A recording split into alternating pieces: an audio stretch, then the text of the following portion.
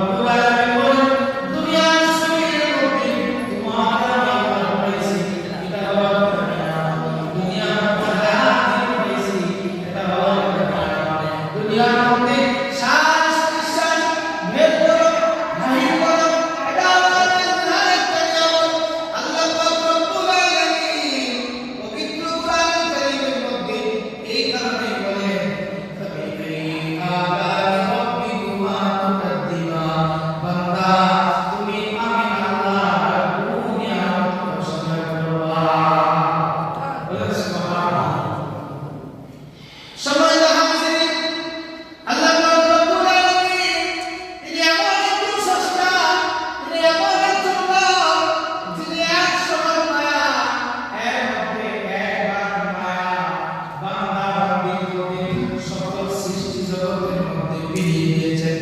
সুবহানাল্লাহ। শুধু তাই নয়, আল্লাহ পাক রব্বুল আলামিন বলেন, 100 বার মায়ার মধ্যে একবার মায়া সবার মধ্যে সব কিছু করবে। আমি আল্লাহ সৃষ্টি করে দিয়েছি, আমি আল্লাহ রব্বুল করে দিয়েছি, কিন্তু 99 বার মায়া আমি আল্লাহর কাছে রেখে দিয়েছি। সুবহানাল্লাহ।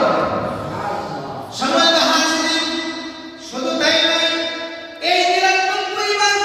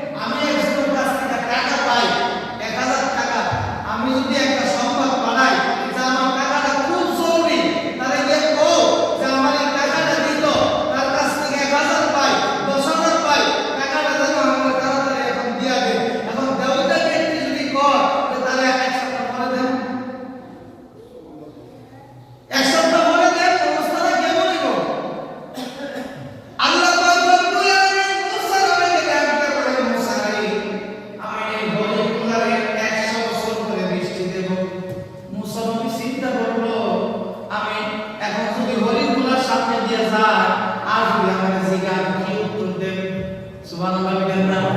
মুসা নবী এই রাস্তাটা কিন্তু ওই আমার রাস্তা দিয়ে চলে যায়, আর ওই হরিণগুলো আবার দেখে ফেললো।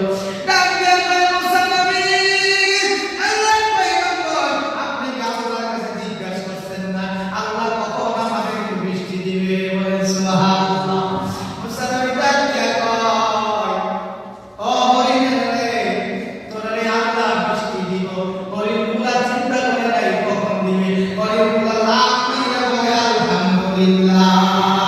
এই কারণে আমরা বলি আলহামদুলিল্লাহি রাব্বিল আলামিন। আমার আল্লাহ হলেন সকল সৃষ্টি জগতের রব। সুবহানাল্লাহ। যে জিনিসটা আল্লাহ 1000 বছর পরে দিব, 100 বছর পরে দিব, ওই জিনিসটা আমার আল্লাহ মুহূর্তের মধ্যে দিয়ে দিবে। সুবহানাল্লাহ। কিন্তু আল্লাহর শুকর আদায় করতে হবে। কিভাবে শুকর আদায় করবেন? আল্লাহ কোরআন কারীমের মধ্যে বলেন, লা ইন শাকারতুম লাযীদান্নাকুম ওয়া লা ইন কাফারতুম ইন্না আযাবি লাশাদীদ। আল্লাহু আকবার। আল্লাহ পাক রব্বুল আলামিন বলেন, বান্দা তোমার আমি নিয়ামত দিয়েছি, তোমার নিয়ামত পাওয়ার পরে তুমি আমি আল্লাহর শুকর আদায় করো। আমি আল্লাহর শুকর আদায় করতে পারলে আমি আল্লাহ তোমার নিয়ামতগুলোকে আরো বাড়িয়ে দেব। বলেন সুবহানাল্লাহ। সম্মানিত হাজির, কিন্তু বর্তমান সমাজে দেখা যায় আল্লাহর শুকর আদায় করতে আমরা রাজি না। ঠিক না বলেন? আল্লাহর শুকর আদায় করতে রাজি না।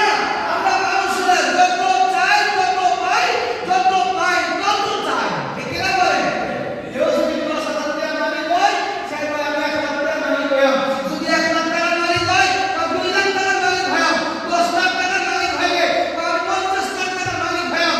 যদি মনে করেন 10 তলা বিল্ডিংয়ের মালিক, বা মনে করেন আমি যদি আরেকটা জায়গার মালিক হইতাম। ঠিক না বলেন? আমরার মধ্যে শুকর নাই, আমরার মধ্যে সবর নাই, আমরার মধ্যে শুকরিয়া নাই। সেই কারণে আমাদের সমাজ, আমাদের দেশ, আমাদের সংসার অধঃপতনের দিকে। ঠিক না বলেন? সম্মানিত হাজির, যদি শুকরিয়া আদায় করতে পারতাম, এই নিয়ামত, এই যে আল্লাহ 24 ঘন্টা ধরে নিয়ামত দেন। সুবহানাল্লাহ বলেন। আমরা তো টের পাই না। 24 ঘন্টা নিয়ামত দেন। কেমন নিয়ামত? এই যে শ্বাস বের করে, শ্বাস নিঃশ্বাস বের করে ভিতরে নেই, এটা আল্লাহর একটা নিয়ামত।